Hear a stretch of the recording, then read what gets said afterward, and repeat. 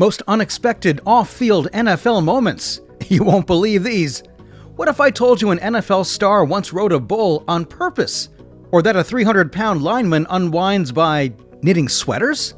Yeah, not exactly what you expect from football's toughest guys. Ever seen a Super Bowl trophy get dented like a soda can? These aren't rumors, they're real, ridiculous moments that happened off the field. From weird hobbies to why would you do that stunts, we're diving into the wildest, funniest, and most head-scratching NFL stories you never saw coming. Chad Ochocinco Johnson's wild rides and races.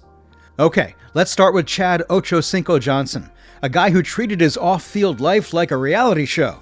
This guy didn't simply speak a great game, he lived it. He once raced a horse. Yes, a real galloping racehorse. He had a 100-meter head start, yet he still won. It was for charity, but Chad couldn't stop himself. He instantly began yelling out Floyd Mayweather and Jeff Gordon, as if he was about to go into the ring or hop in a NASCAR car.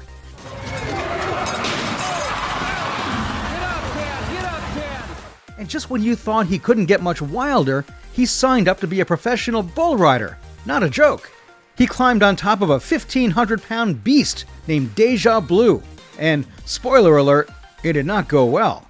He lasted about 1.5 seconds before flying away like a rag doll.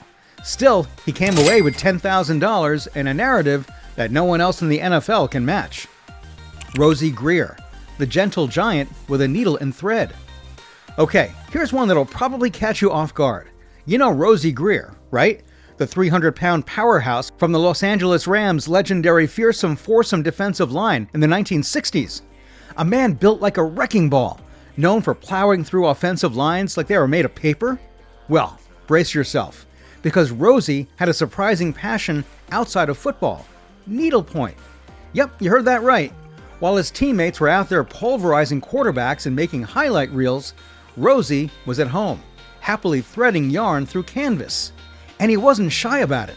In fact, in 1973, he even authored a book called Needlepoint for Men. Why would a gridiron gladiator take up such a delicate craft? According to Rosey, it helped calm his nerves, especially during flights. Imagine this. You're on the Rams team plane, surrounded by towering athletes. Some are playing cards, some dozing off.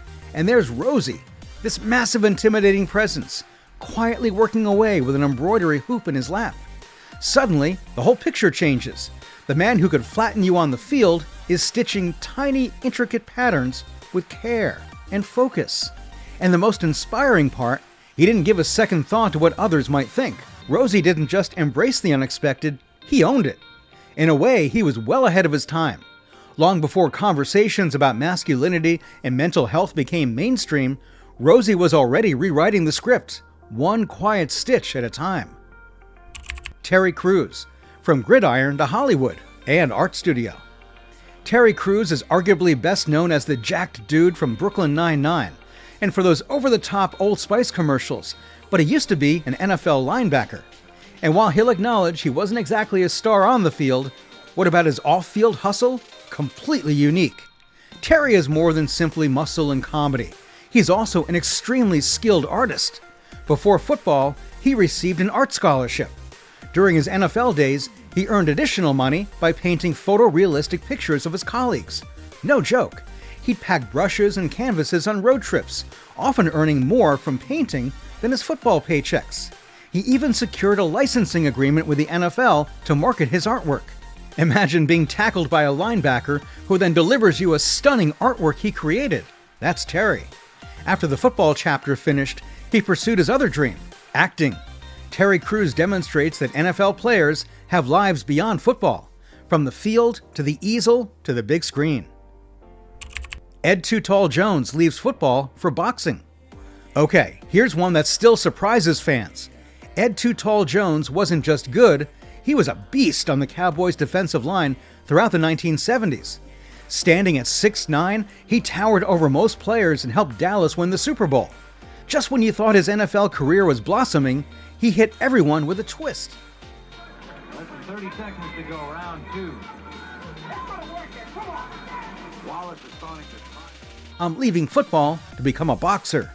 Yep, Too Tall hung up his helmet and put on his gloves in 1979 when he was only 28 years old and in peak form. And everyone was like, wait, what? Why would one of the league's best players leave the game to start again in a completely different sport? Simple. Boxing was always his first love. And you know what?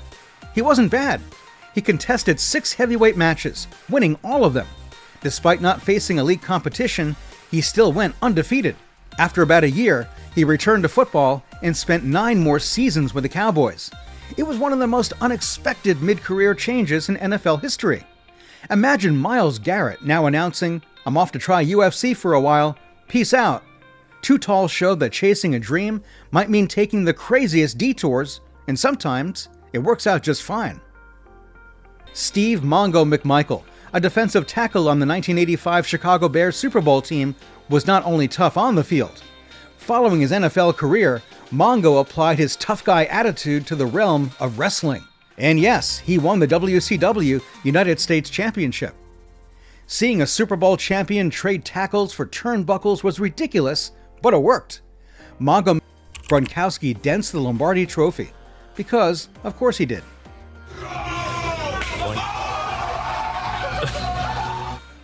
Leave it to Rob Gronkowski to transform a Super Bowl celebration into a "did that just happen" moment?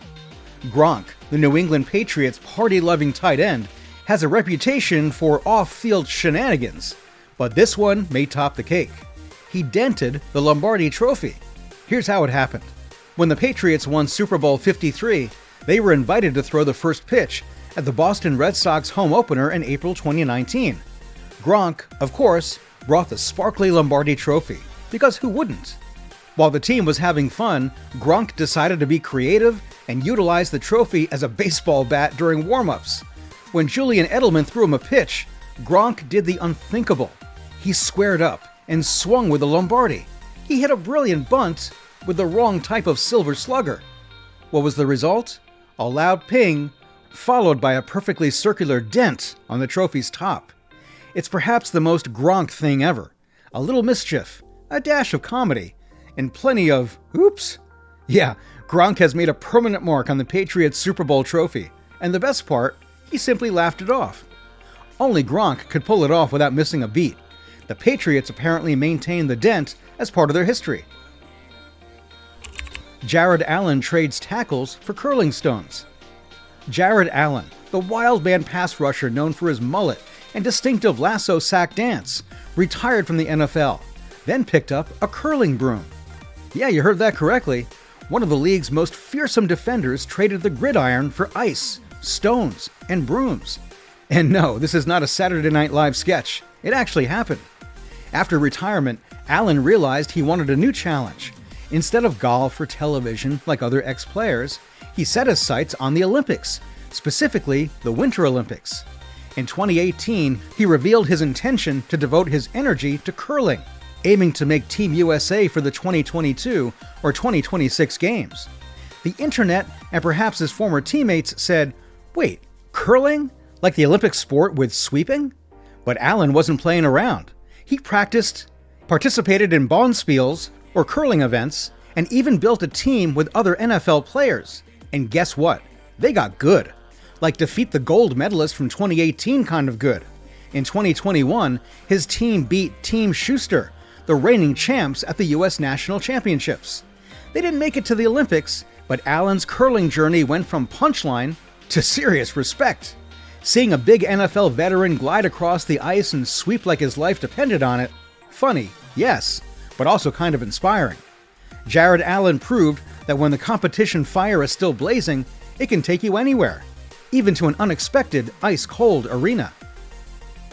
Herschel Walker, the eternal competitor, bobsleds and MMA cages. Herschel Walker, a former NFL star, may be a superhero in secret. This guy didn't just retire from football, he converted it into a whole new arena of amazing accomplishments. And to be honest, picking his wildest post-NFL moment has proven difficult. So let's go for 2. First up, bobsledding. Herschel felt that running over linebackers wasn't exhilarating enough, so he joined the United States Olympic bobsled team in 1992. He wasn't just there for the cameras, though. He worked hard, earned his spot, and competed at the Winter Olympics in Albertville, France. Imagine one of the NFL's most powerful running backs rushing across an icy track and plunging into a bobsled, hurtling down the circuit at 80 miles an hour. Unreal. Now fast forward to a couple of decades. Most men in their late 40s are settling into golf and grandchildren. Not Herschel. At nearly 50, he chose to compete professionally in MMA. And here's the kicker. He won. In 2010 and 2011, he was 2-0 in Strikeforce, winning both fights via TKO. That's right. He was out there throwing punches and kicks like a man half his age and coming out victorious. Herschel Walker applies the same crazy level of intensity to football, bobsledding, and mixed martial arts. He doesn't just dabble, he goes all in. The story is both uplifting and surprising. Herschel's tale demonstrates that retiring does not have to imply slowing down. For him, it meant seeking the next obstacle to conquer, and in doing so in his own unique way. Honestly, if he had said he was practicing for space, we'd believe him. Wrap up. Legends beyond the field. Who knew NFL players had so many crazy side interests? From movie sets to wrestling rings, curling rinks to Olympic bobsled tracks, these guys demonstrated that multi-talented doesn't even begin to describe it. Whether they're pursuing a new passion, having fun, or starting a serious career, their off-field experiences provided us with some truly amazing moments. And honestly, this is only scratching the surface.